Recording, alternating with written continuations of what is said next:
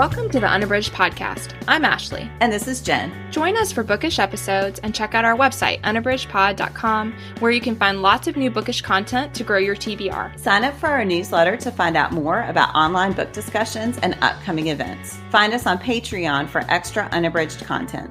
Join us on Instagram and Facebook at unabridgedpod and message us there or see our website to get plugged into the unabridged community. You want opinions about books? We've got them. Hi, everyone, and welcome to episode 238. This is our September book club episode focused on Madeline Miller's The Song of Achilles. Before we get started, I just wanted to mention that we are reviving our Patreon community. And so we are putting new content there every month. If you miss our more frequent episodes, we are right now, our goal is to have an extra episode each month on Patreon. So you can find out more at patreon.com/unabridgedpod. And it's a great way for you to support the podcast and to help us meet our costs and to get a little extra bookish conversation over there. All right. Well, we are going to get started with our bookish check-in. Ashley, what are you reading? So one of the books I'm reading is Gail Honeyman's Eleanor Oliphant is Completely Fine. And I've seen this one. This is definitely a backlist read that I've seen a lot, but didn't really know anything about. So I had that on my Kindle and had been interested in it, but mostly just because I saw that people really liked it. I didn't really know anything about it. We get to know Eleanor, and she is unusual in the sense that we can tell right away that she's pretty isolated. And so as the reader, you're getting to know her and you're seeing that she goes to work all the time. She's very reliable, but she also lives a pretty lonely life. And, well, at first we see that she is alone a lot. And then over time we come to see that she's also lonely, that it's not just that she's alone, but she also has this feeling of isolation and doesn't really know how to make those connections. I think part of what makes her so interesting is that she has this crazy backstory. You can tell that she's had some really profound trauma that has happened to her, but for a long time, we do not know what that trauma is. And so we're seeing these awkward interactions with other people. We're seeing that she has these really strict routines and that those routines help keep her afloat. But we also see that she's got a lot. It's like an iceberg, and she's at the, we see the tip, but we're aware as readers that there's a whole lot under there, but we don't know what that is really. Early on, this surprising event happens that completely changes your life. And it's just that as she is going down the street, an elderly man has a fall and needs medical care, and EMTs have to be called. And so her and a coworker are both there when this event happens. And so that leads to this really profound change in her life. So Sammy's the guy who needs to be taken to the hospital. And she and Raymond, who is somebody she works with at her office, but she really doesn't know very well, they both help to get Sammy to the hospital. Well, after that, Sammy winds up staying in the hospital. And so Raymond asks Eleanor if she wants to go visit him in the hospital. And that opens up this doorway into connecting to other people in a way that makes it clear for sure to the reader, but I think also to Eleanor to a certain extent, just how isolated she was before. Because we start to realize how unbelievably infrequently she's ever interacting with any other people. So she goes to work, but she's very much in her own bubble. And then there's no contact. No one's calling her. No one's coming by to visit. She's just, like I said before, at first you think that she just is living alone, but then it becomes more apparent that she's just really lonely and really isolated. And even though she's living in this big city, she still is just really by herself. And so Raymond invites her to come visit Sammy. As she does that, she starts to realize that she has something to offer other people, and so that they want to be around her. And so then it results in her and Raymond also going to visit his mom, and his mom is so happy to see her and loves the company. And so, she starts to realize like she has something to offer. But we do see early on, like I said, she has this really traumatic past that we don't know a lot about, but we do see that the one ongoing connection she has every week is that she talks to her mother on the phone. And every time her mother's really berating her. And so that's the other thing we do know is that the one constant contact she has, we start to see pretty quickly, is really negative. And so that's why she's so surprised when she's with Sammy and with Raymond's mom, and even with Raymond, that like they want to spend time with her. But she's missing, in part because she's been isolated a lot, she's missing a lot of the social cues that people just intuitively pick up on with practice. And so because she doesn't have those, that's part of the thing, is that she says whatever she thinks, and she doesn't hold back on judgment or reproach or any of the other things that a lot of times in society we somewhat intuitively, but also by learning, know not to do. And so we see that also, that she's struggling with the awkwardness that comes with not following those social cues. And so that's part of her struggle, but also why it's so powerful that this one single event could kind of open this doorway for her. But meanwhile, she gets really interested in this musician that she sees perform, and she starts to decide that she's going to make a huge change, and she's just going to go change her whole life so that she can be with this musician. So I am just so interested in the story, and I'm pretty close to the end now, but it was not at all what I expected, and I think that I was so surprised by Eleanor, but you just love her. I mean, as a reader, I think you just love her, and you celebrate with her, but you also understand how hard work it is to make change, and to move forward, and to get to know other people. And so I'm interested to see what happens, with Raymond. I'm interested to see where all those pieces fit in, but I am so intrigued by her character, and just like I said, it wasn't at all what I expected. I don't know what I expected. This book is not all what I expected, but I have been loving it. So again, that's Gail Honeyman's Eleanor Oliphant is Completely Fine. I absolutely loved that book, and I read it around the same time that I read Frederick Bachman's Britt Marie Was Here, which is a spinoff of My Grandmother Asked Me to Tell You She's Sorry. And Eleanor and Britt Marie are kindred spirits, I will just say. So yeah, if you're in the mood for another book like that, I don't know if you've read that one or not, Ashley, but I have not read that one, so I might check it out. Yeah, they're not the same, but again, kindred spirits for sure. That's awesome. Yeah, I'll have to check that out. What about you, Jen? What are you reading? I am reading Amiko Jean's Tokyo Dreaming, and I'm listening to this one on audio. It's narrated by Ali Ahn, and it is the sequel to Tokyo Ever After, which was a Buddy Read pick for us a while back. I can't remember how long ago. As always with sequels, it's tough to talk about this one without spoilers for the first book, so I will restrain myself here. But in the first book, in Tokyo Ever After, Izumi discovers that she never met her father, and she discovers that he is the crown prince of Japan, as you do. And so she is a high school senior. She is sort of trying to figure out who she is. And once she finds out that nugget of information, she decides to travel to Japan to meet her father, hoping that it will help her figure out who she is. A lot of things ensue, of course, in book one. And book two is a continuation of that. And it's really focused on the developing relationships and on seeing Izumi's mom and dad continue their relationship. They had not seen each other since Izumi was born. And so, 17 years later, they meet up again. And so Tokyo Dreaming is just really about what it's like now that she knows who she is, kind of. How does she live that identity, and what does she want it to look like? And then what do her parents want their relationship? Do they want a relationship other than just being Izumi's parents? So I think that is all I can say without spoilers, but I will just say I love this series so much. It is light without being superficial or flippant. Izumi, I think, is dealing with a lot of identity questions that anyone of that age is dealing with.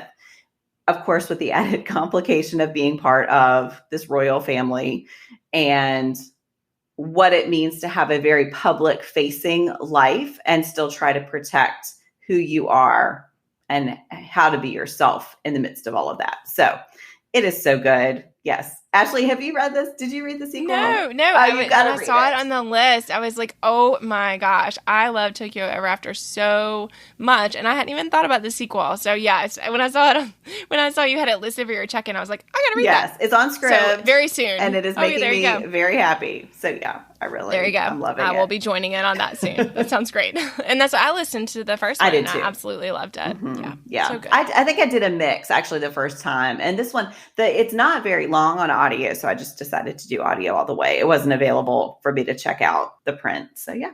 All right. Well, we are going to move on to our book club discussion. I'll read a brief synopsis and then we'll start digging in. Madeline Miller's The Song of Achilles is a retelling of the Iliad through the eyes of Patroclus, the loyal companion and great love of Achilles. Exploring the legend from a new perspective provides insight into both the heroes of the Trojan War and the ordinary people whose lives were shaped by others' actions. It's a novel of love and war, gods and mortals. All right, so we're going to start, as we always do, with our overall impressions. Ashley, what do you think? I loved this one. It's rare that both of us have read a book before and then talked about it for book club, but I have read it before. And this time I read and did the audio, and both were great. I kind of went back and forth. And yeah, overall, I mean, I just absolutely loved it. I was completely swept away when I read it the first time. You never know with a rereading when you are really blown away by a book, how it'll stand up to a rereading. And I was not disappointed. And yeah, so I just think it's phenomenal. I love the love story at the center. And I love, like Jen said in the summary, about how it's both about the heroes, but also about the ordinary people, and also about how the heroes are ordinary people who make ordinary mistakes. And so I think we really see all of that in this one, and that I really loved all that. So what about you, Jen? What were your overall impressions? Yeah, same. So when I read this the first time, it was my first Madeline Miller book, and I didn't know what to expect. And I just fell in love. And again, like you were saying, you just never know the second time through because there's not that sense of surprise. Of course, you know what happens in the Iliad, but you don't know with this new perspective what it's going to be like. And everything resonated all over again. I love the love story. There's that sense of dread because we all know what's going to happen. And yet it doesn't take away from the beauty of that love story at all. And I just think the way Miller unfolds Patroclus' story, his relationship with Achilles, and then what happens after his death is just so gorgeous. Her writing is phenomenal. Every sentence, I highlighted so many quotations from this book. Yeah, I just absolutely loved it. All right. So now more specifically, and I think both of us could have an infinite list for what worked for us, but we'll each pick one thing to highlight what worked for us. There were things I saw differently the second time, and so we could kind of explore that a little bit. But something that I found deeply impactful and that I thought resonated when I first read it, but then I saw again this time, is how I love how pure Achilles and Patroclus' love is. And I think we see this just beautiful relationship. And yet, as the reader, we see how even that is not enough to prevent the pride, to prevent the choices, to prevent the things that inevitably lead to tragedy. Mm-hmm. And I think that is what was so striking to me when I first read it, and it's still one of the things I find most impactful about the book, is just the way that literally epic story is told in a very human way, and really looking at the people and the inside parts of what brings about these epic stories. And so, yeah, I think that is still something I would say that struck me in the beginning, and with the rereading, it's still one of my most favorite aspects, is just that really, really microscope look at the inner workings, but then all of that, you also get that larger view of how profoundly it affects a ton of people. So what about you, Jen? Yeah, I just want to comment on that. So I've never read the Iliad. So the parts of it I knew were just, the Trojan horse. And I knew about Achilles being dipped in the river Styx except for his heel, which is why, the Achilles heel thing, which Miller doesn't even use as her part of this book. And I'd never heard of Patroclus. And so I think to take this, I mean, clearly he's in the Iliad, but to take someone of whom I had never heard and make him so, it's the whole, who is the real hero here, right? And so the things that he does and the sacrifices he makes, and just the way that he helps shape who Achilles is. And yet, as you're saying, there's still that tragic flaw that Achilles has, and it's not his Achilles heel, it's his pride, that you can't change who people are. I think I agree that really Miller does such a brilliant job of focusing on that. Yeah, I felt like what you were saying about who's the real hero. I mean, I think the part with Briseis is so interesting in bringing in that part, in that aspect of how, I mean, after Patroclus dies and she says he's worth 10 of you and you would not protect him, you made this happen. And I think that moment where she could see him in a way that Achilles, for all his love of Patroclus, he could not see that. Yeah. And he didn't see it. And I think Patroclus in his relationship was so happy with their dynamics that he did not mind that. But I think we see as the reader how central he is and how different his choices would have been. And yet I also feel like part of what I loved is Miller's unpacking of what gets to the moments that Achilles makes these horrific decisions that we're so angry about, and how in some ways it is him as the central heroic figure that inevitably lead to him becoming so flawed. I mean, I think that we know, and I think that's part of how Patroclus can tolerate those things in Achilles. And even in those moments, I mean, like you said, I highlighted a million passages. I could read half the book on the recording, but I think in those passages where he's like, I knew what I was signing up for when I said I would go with him to the end. Like, I knew what that was going to look like, but he comes home with blood on his armor, and I want to shame him for killing people, but I knew what I agreed to. And so I feel like there's that for both of them, that like they're aware of what they signed up for, even if they felt like there were steps they could have taken that would have prevented that from being the choices that they ultimately have to make. But then they both recognize that like they made them. And because they made them, then they're in these circumstances. And yet Achilles goes so far. He goes so far into his pride that it's painful for the reader. Because I think in a lot of ways we love him just like Patroclus loves him. But then you get to this moment where it's hard to love him and it's hard to accept the things that he's doing. And that's why that I loved everything about the Briseis character. And I felt like her entrance into the story creates this additional dynamic that I think helps us see Patroclus in a different light than we're able to see him prior. But that scene after he dies, when they are so angry with each other, I just thought it was really powerful. You know, where Achilles wanted him all to himself. Even in death, he wanted him all to himself. And it was like her trying to reckon with him and say, how dare you? Yeah. How dare you think that you're the only one who suffers? And so, I thought all that was just richly told. Yeah. My brain is going in a million directions, but I feel like I sort of answered what worked for me, but I'm still going to do one more. It was sort of commentary on yours, sort of my thing. Anyway. All right. Well, I'm just going to perhaps ramble here for a minute. But so Thetis is this horrible presence through the whole book who hates Patroclus and who makes his life a misery and is constantly criticizing him just because of his mortality. And, I get swept up in epics as much as anyone. And so I love those moments when we see how golden and shining Achilles is, and you see how Patroclus is drawn to him. And you see why there's such a contrast for Thetis between her son, this golden, shining, human being, and Patroclus.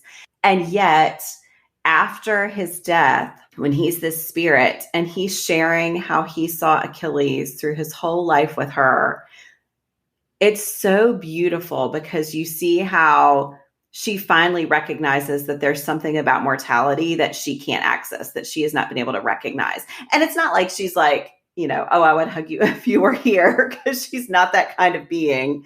But she comes to appreciate that the type of love Patroclus had for Achilles is not something she can match, she can mimic, she can imitate. And so I really loved that so much, and just the way the Thetis character, and you see that there's, we all know that the gods are horrible and that they are petty and they do these things, but you see she really did love Achilles and she wanted everything for him, and how that closed her off from compassion for anyone else. Well, and she wanted everything for him, but she also felt that she knew what everything should look like. Mm-hmm. And that I thought was really powerful also, just like that commentary on Patroclus did not fit the mold she wanted Achilles to have. So even though she wanted everything for him, she would not yield in that and recognize until, like you said, until that very last scene, and so we just see how rigid. And we see that a lot. While Miller does not take on their relationship in any kind of super direct way, there is a lot of commentary about the attitudes that people had toward the two of them as a couple and all the limitations of thought there. And, there some of that is explored pretty directly in the sense of Patroclus says, in the society at the time, which I felt like she kind of included in case people were not aware, but, that it was common for Greek boys to be together sexually, but that was totally frowned upon beyond that point of their maturation. And so this idea that they would have this long-lasting love was not something that people respected or honored or would even want to acknowledge, really. And I felt like that was true for Thetis as well, that like that was part of, she wanted him to sire a lot of children and to have, we see that when she tries to just marry him off. So while she wants to protect him, like she does not want him to die, she does have these plans for him that he does not want to yield to, which I thought were really interesting too. Yeah. I want to say one more thing. I also think, you always hear that the Trojan War started because of Helen and her beauty and blah, blah, blah.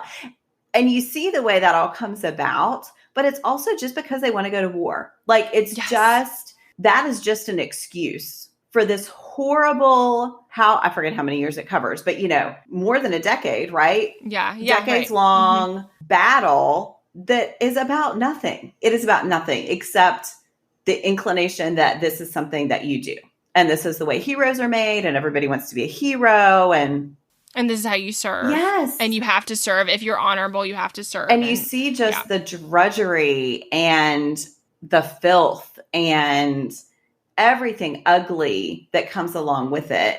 And the way that it brings out the worst parts of people. And it's not that there aren't heroes there who do amazing things, but it also just is about this petty squabble over the things that you won or the people that you've seized. And I think Miller does such a good job at zeroing in on the pettiness of it all. Yes. And the way it's all just built on this flimsy excuse for what it's about. That you made a vow that you are going to protect this marriage. Like what? Of course, that's not what it's about. Anyway, I just think right, absolutely, she highlights that so well. Yeah, all the posturing, all of the ways that, Agamemnon's character is just atrocious. So like I said, we get to a point where we're pretty, I think as a reader, pretty frustrated with Achilles, but it's nothing in comparison to that because it's just brutal for the sake of being brutal. Right. Mean for the sake of being mean. Could not be less concerned about the value of anyone's life but his own. And so I just felt like we saw a lot of that. And Odysseus. Odysseus is such a terrible character in this, and he is so cunning, yes, and manipulative, and in it for himself. And so I just think, I loved all of that. That I thought that exactly what you said, that the war is not about anything other than men's egos, and all of the things that they do is just really to position themselves. But I thought it was also interesting. There was that part where she lists all the different nations and then talks about how they become Greek, right? And this kind of idea of like, it is through nationalism and essentially through like the patriotic mumbo jumbo that you do that. And then you push those ideals and you push them for long enough. And eventually you merge people into these ideas of they reconstruct their own identities. Right. Yes. Through things like this. And I think it's so powerful. Yeah. And just shows how corrupt it is and how awful it is, but also how like it happens. I just think Miller is brilliant and smart. I mean, both writing wise, but also just her ideas. I got to see her at the National Book Festival, and just hearing her talk about it, and the way she keyed in on so many things about the way mythology and stories like this still reveal things about human nature. And so I think that's just one example of where we see that. Yeah, it's a stunning book. All right. Well, as Ashley and I both mentioned, we both marked a ton of quotations, but we're going to choose just one to discuss. Ashley, which one do you want to talk about? Oh, gosh. Well, first I want to say, I want to circle back. No, I just want to say one more thing that we didn't touch on the part with Chiron. So I just wanted to say, because my quote does not do this, but I just wanted to say, that is the other thing. If I were to choose a section that I found to be deeply impactful, the part with Chiron in the mountains is just so beautiful. Mm-hmm. But I think also part of why it's so beautiful is the contrast between this like escape from society and the world and then like the corruption of the world. Yes. And so there's this beautiful idyllic situation for these boys who fall in love with each other but also fall in love with the world. But then they get then the war comes to them and they're faced with that reality. And so yeah, I love that too. That was a whole nother part that I think is just so richly done. And then how from that Patroclus learns medicine and he learns surgery, that, the whole concept that he'd never even heard of before, and then how useful that becomes later on. And it goes back to what you said in the beginning, Jen, about like who's the hero and what does it mean to be heroic. And man, so good. Yes. Okay. So sorry, that was... No, I'm so glad you brought it up because it's this shining moment in the book of, just like this reprieve. And yeah, I mean, otherwise what I think is I don't think it's a super heavy feeling book, but like you said, there is a sense of dread because we know all along the inevitable conclusion. And yet there is that part that I think is just so lovely. So I have multiple ones, but I think I'm going to go with this. And it's where Achilles says to Patroclus, "Will you come with me?" he asked.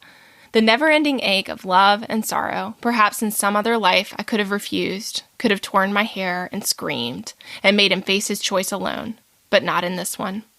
He would sail to Troy, and I would follow, even into death. Yes, I whispered, yes. Oh my gosh, I could cry right now. That was part of why I didn't pick the one at the end that you said earlier, Jen. I started to pick that where he was just had that like the memories of all the things they experienced together, and I was like, I can't read that on air. I'm not going to get through it. So that's okay, but it's really beautiful.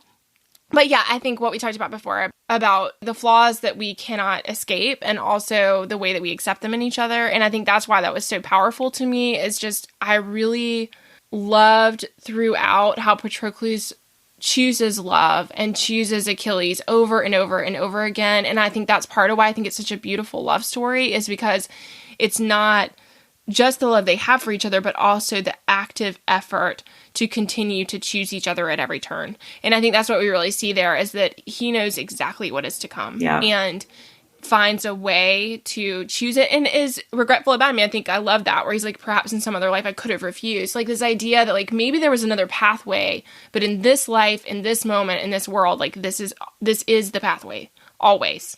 And so I think, I mean, it's beautiful, but tragic. Yeah. I mean, so, yeah. Well, and what I love about that is I think this so easily could have been Patroclus just worshiping Achilles and always being the one to follow him.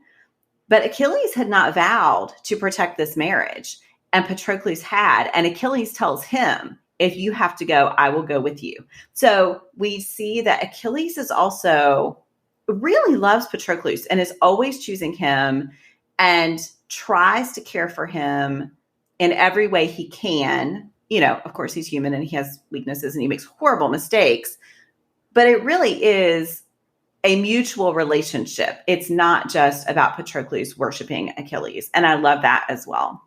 Yeah. And I think going back to the part where Briseis is so angry with Achilles for letting Patroclus go, but I think it was Achilles' love for Patroclus that he let him go. Yes. I mean, I think it was like, even in that moment that brings about his death, which we as the reader grieve, we see that it was him giving Patroclus the ability to choose that out of love. Right. if he had loved him less, he would have refused. And so I think like that was really powerful too, that even in that moment, and again, we do question, I think her questions there about he was worth 10 of you and like, who is the hero? I think all those questions are valid, but Achilles' equal love for Patroclus and seeing him as an equal, I think is unquestionable throughout the book, which is really remarkable. Mm-hmm. What about you, Jen? What's your quote? So I'm not sure if this is going to uncover new ground, but I just love this so much. So it happens really early, and it's after Patroclus has gone to live with Achilles and his family, and he's been cast out from his home, and he's watching Achilles, and he says that is what a prince should be.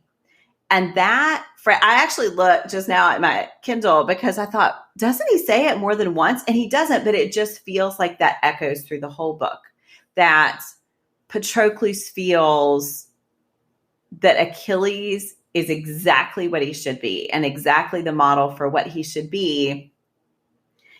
And that's the way you should feel about people you love.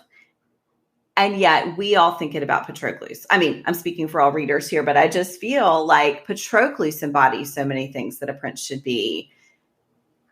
And it almost makes that more remarkable because he is so special that him choosing Achilles makes Achilles more special, that him helping Achilles to see himself differently makes Achilles greater. If Achilles had only ever had his mom telling him, the horrible Thetis telling him that he was a hero and he was special, I'm not sure it would have meant so much, but Patroclus feeds into that for Achilles. And when Achilles makes the right decisions, when he does step forward and claim slaves, because he's saving them, that's because of Patroclus. And that's because Patroclus sees him as someone who does the right thing, which then enables him to do it. And so I just think that quote, that is what a prince should be, is at the heart. There are problems with that, but it's also at the heart of what goes right about their relationship and about the good things that come out of their pairing. Yes. Yeah. Another quote I thought about choosing was where Achilles spares the one son so that the family can continue. And Patroclus is like both mortified at himself for thinking that that's something we should value because he killed almost everyone and left this one person, and how horrible for the one person who survives. But also he's like, but this is a kindness no one else would give, because then he lives on and he carries their name and he tells their story. And again, we see this world where your name and your story is it's everything. That's everything. And so even though that is such a small kindness, it also is an act of pardon that none of those kings or princes would have chosen. They would have wanted the honor of boasting that they had wiped them off the earth. I thought that all of that was just like so, exactly what you said, that like it is because of Patroclus that Achilles can be those things. Mm-hmm. Yeah. And that even though he does horrible things, he is so much better. Yes, right. Absolutely. You compare him and Agamemnon, and he's head and shoulders above him in kindness, even though he is so cruel and so destructive and kills so many people. Yes. Well, and again, I think that we see it all in context, but I feel like that's why the love story in this is so striking to me, is like the ability of love to make us better. And I think, that's what I think is so beautiful in this, is just that we see that their relationship makes both of them so much better than they would otherwise be. Yes. And that's what's so remarkable to me. Like, because for Patroclus, it was that he would give up, and that he comes to, Chiron says that thing to him. He's like, you don't give up what you've won so easily now that you did before, because you have learned to fight for what you love. And so I feel like for both of them, we see that like this central love is the thing that brings about this beautiful best self. And even though the best self is still flawed, it's a better version than they would have otherwise had. Yeah. Wow. Okay. Well, I feel like we could talk about this all day, but we are going to move on to our next category, which is pairings. So, Ashley, what book do you think pairs well with The Song of Achilles? Well, rereading this made me be like, I've got to get back on this like reading of retellings, because I did not know it was something I really enjoyed, but I really do love it. I really enjoy it. I love it with the myths. I love it with fairy tales, but I think it's so interesting to see how an author tells a story that people know in a different way. So the one I wanted to share is Jennifer Saint's Ariadne. This one focuses on Ariadne, who is the princess of Crete. She is, I don't know the mythology particularly well for people in my situation. She's most closely aligned to the story of the Minotaur. And so the Minotaur is actually her half-brother on Crete and is brought about because the gods punish their family. And so her mother is mad, and in her madness, she mates with a beast, and that's what brings about the Minotaur. So the Minotaur is bloodthirsty and a problem for the island of Crete. And the way that they deal with it is by having these like horrible yearly sessions that they just let the Minotaur slaughter tons and tons and tons of people who are slaves coming from other places that then they let them be eaten. So it's a terrible system, but it is one, again, it is her half-brother. And so she's kind of tied to it, but also can see that it's deeply problematic. And so in the beginning, this is coming to occur, and Theseus comes from Athens, and he's coming on the boat with all the people who are coming to be sacrificed, and yet he's coming with the plan to kill the Minotaur. And so she's kind of swept up in this early on in the book, and so somewhat naively, she aids him thinking that, he's going to marry her and take her away and do all these things. And, that all she has to do is like help him make this happen. And so that comes to pass somewhat naively. And then things do not play out the way that she hopes. But then that results in a whole nother life. I mean, her life takes a very different course from that moment. And I don't want to give anything away. I think it's really brilliantly done. But she winds up with a god and some other things unfold. But I think that so much comes to pass in that story. It's hard to believe the number of things that Jennifer Saint covers as far as just weaving the different myths together and how they fit. But I found it deeply impactful as far as some of the things we talked about in the sense of like the humans at the center of the stories. So there are these epic myths, but who are the humans and what choices do they individually make? What do they think when they make them that leads to this? But also it has a lot to do with love and pride. And so again, I don't want to give anything away, but I feel like some of those central issues are about like, how far will you go for your pride? Mm-hmm. And if you get too focused on that, what happens? And I think all that's really well done, but I also love it explores the role of women. And I think that Achilles touches on this. Circe, for sure, for Madeline Miller, is much more about the exploration of women. But you do see it here with Briseis, with the slaves, even with some of the other women characters in the story. But this one really looks at what does it look like for women? What does it look like to be a mother? What are the stakes for them? And also sort of how the women's lives are shaped by the men who make the choices and drive the governments. And so I feel like you come to see that a lot here too. So again, that is Jennifer Saint's Ariadne, and I loved it. And I just thought that it touches on some similar themes and is also a retelling. What about you, Jen? What's your pick? So I feel like I could solve this very easily. I have chosen Pat Barker's The Silence of the Girls, which is also a retelling of the Trojan War from Briseis' perspective. And I read this very shortly after I read Song of Achilles. And, I said earlier, I had not heard of Patroclus before. I certainly had not heard of Briseis before. And so it's just another example of when you look at something from someone else's point of view, everything, all of the facets of that are revealed. And so while in Song of Achilles, we see Achilles' choice to take Briseis as sort of, this treasure that he's won, in Silence of the Girls, that is portrayed very differently because she is the one who's being taken. And sure, maybe he's not as abusive as Agamemnon, but it's still not great to be an enslaved person. And, Patroclus is still, I would say, kind, but he's more complicated as well because you're seeing him and his actions through Briseis' eyes. So it is definitely a feminist retelling of this whole story.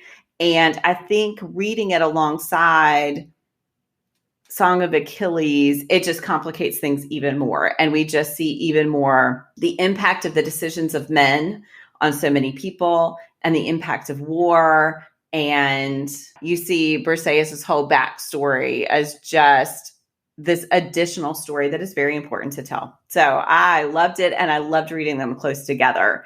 It just really made it resonate all the more. So that is Pat Barker's The Silence of the Girls. And that is the first in a series. I don't know how many books there will be. I've only read this one, but I definitely will be continuing on with the story. So, yeah, I haven't read that one, but like I said, now's a good time to circle back. So maybe I will check that out. And that's what, when I read Ariadne, I was like, oh, there's a slew of these that I want to read, particularly the feminist angles of it, because I think that's something that we haven't seen as much of until some of these more recent books have explored that. But it's something that we in modern times, of course, are aware of how impactful that was, and for women, but just like thinking about what those perspectives looked like is important and also fascinating. So. Yeah, I definitely want to read Ariadne. Yeah. All right. Well, how many bookish hearts would you give this one? All the bookish hearts. Yeah, same. We usually have a 5-point scale, so I guess I'll say 5. Yeah. But like I said, I wasn't sure. I mean, it is one of the most impactful books I have read in recent years, and so I wasn't sure rereading. I sobbed my way through the first time. I did not sob my way through in the way that I did the first time, but I still found it deeply resonant on a lot of levels. So, yep, I absolutely love it. Same. I think I loved it even more the second time through. I cannot compare sobbing levels. I'm not sure. A lot for both. Yes. Maybe we should be giving teardrops instead of bookish hearts. Well, and longtime listeners know that I am not big on crying in general or with books, but this one is worth the tears. So there you go. All right. Well, we would love to know what you think of Song of Achilles. And if you decide to pick up one of our pairings, you can let us know what you think of those. To close out our episode, we're ending with our Give Me One. And our topic today is series worth rewatching. What do you think, Ashley? So one that I have not rewatched yet, but I'm definitely thinking is both worth it and I'm hoping to take on soon is Schitt's Creek. Mm-hmm. I just loved that. And I held out on the last few for a long time because I was sad that it was going to be over. And so I spaced those out, but it did finally reach the end and I would like to rewatch. Yeah, that one is on my list to rewatch. What about you, Jen? I will say I've rewatched Ted Lasso, Fleabag. I can endorse rewatching those. They are great the second time around, but one I really want to rewatch. So as we're recording, there is one more episode to go of Better Call Saul, which has been brilliant. But if you are a TV fan, you know that that is a spinoff of Breaking Bad. And watching Better Call Saul has made me want to rewatch Breaking Bad, which, yeah, I love the first time through. It is a heavy watch at times, but it is also brilliant. And yeah, so I'm ready, I think, to embark on that rewatch. All right. Well, thank you all for listening. And don't forget to check out our newly revived Patreon, patreon.com/unabridgedpod. Thanks again. Do you have comments or opinions about what you heard today? We'd love to hear them. You can find us on Instagram, Facebook, and Twitter at unabridgedpod or on the web at unabridgedpod.com for ways to support us. To get more involved, you can sign up for our newsletter, join a buddy read, or become an ambassador. Thanks for listening to Unabridged.